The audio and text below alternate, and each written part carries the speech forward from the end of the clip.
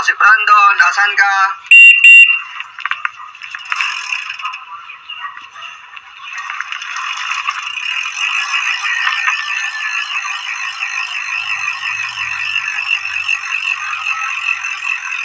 Tara na, ito si Brandon, padyak na. Lumisong ko ngayon yung ibalik tong ID ng to, itong taong to. So itong ID kasi nito, na pull ko ito along the way sa Bayakabaton Road going to Kawayan City. So yun, isang malapit sa isang may Grains Center. Yan. So ngayon dito ako sa may kanto. Yan. Sa kanto nito. Ito yung unang kanto ata nila. Okay. Parang gano'n nata. Tapos irrigation yan.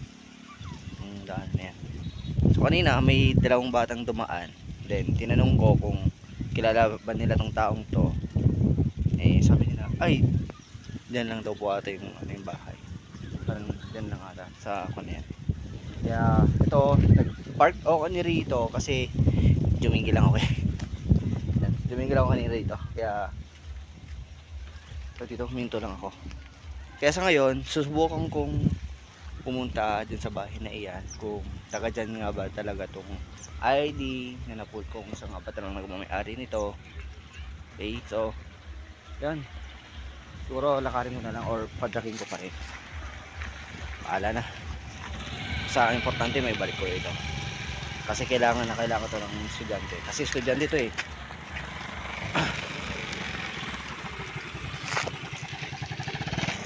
Yun, back to rides. Ngayon susubukan ko lang uli magtanong kung saan nga ba dito banda. Kasi dito to banda eh. Kaya tingnan natin saan dito banda.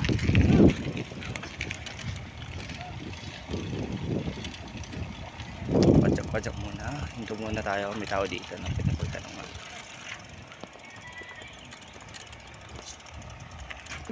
Ay, sa inyo? Saan yung nakita, boss? Along the way sa ano, sa may dito.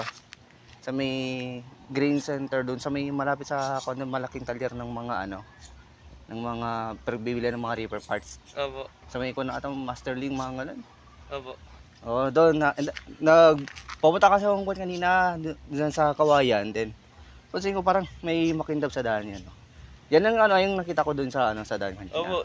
Thank you po. Kaya ano, kaya nang napansin ko, ano kaya yung parang ano to sa. Then pinulot ko. Kaya ayun, ay may mga konser, may contact details dito. Pero sabi ko naman, pauwi din ako mamaya. Baka mamayang hapon. Daan ko na lang din kasi kababayan ko din lang pala. Taka dito din lang ako sa Luna. Oo. Saan po banda? Yan lang sa ano, Concepcion. Oo. Tanong mo na lang, saan po yung bahay dito nila ano ka mo, nila Kuya Noboy. Oo, kasi pag babanggitin mo yung datong pangalan ko doon, baka iligaw ka lang nila. Baka ayaw nilang maniwala sa'yo kung pan. Basta sabihin mo, saan si Kuya po si Kuya Noboy? Kaninang maga po kasi nawala. Ay, nawala mo? Oo, nawala ko na po. Tapos hindi ko na po hinahanap kasi alam ko pong sa daan na nawawala yun eh, sabi ko. Pero yun lang yung ano, yung nakita ko dun Opo. sa. Ito lang po na talaga yung nawala. Oo. Opo. Eh, tataka ako din ako kasi wala na siyang lace. Opo. Kaya ayun. Pero kanina, papasok pa sana ako doon, huminto ako diyan. Opo. Nasa may waiting scene kasi nagjijingle ako. Tapos may mga batang lumabas din naman kanina banda. Nung tanong na ako, ay, dyan lang po yung bahay nila, dyan lang po sa. Kaya dito pala yun. Yan. Ito ano lang, documents ko to sa ano sa part ang ano ng Facebook page ko na si ano. Noboy Padyak. Ano pong kanya? Follow ko po eh. Pero ano lang, hindi ano kasi kahit yung mga video ko, kung baka pa lang yan. Documentary purposes lang siya. Opo, okay lang. Hindi siya yung tipong pang vlog na vlog talaga.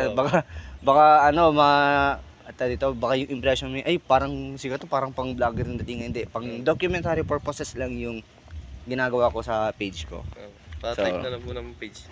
Okay, sige. Opo. Yan, so, di ba siya yung nagmamay-ari ng ano ng ID na na-pull natin. Kaya time to go back na rin. Uwi na rin para makapagpahinga. Sige po, ingat po. Sige.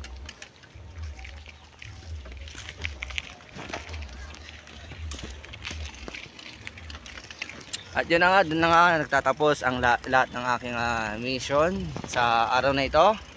And thanks God kasi naging successful. Kasi akala ko kanina pasok pa ako doon sa ano, sa loob-loobang mga bahay-bahay ng barangay na ito. Yan. Yun, di bali dito na nagtatapos yung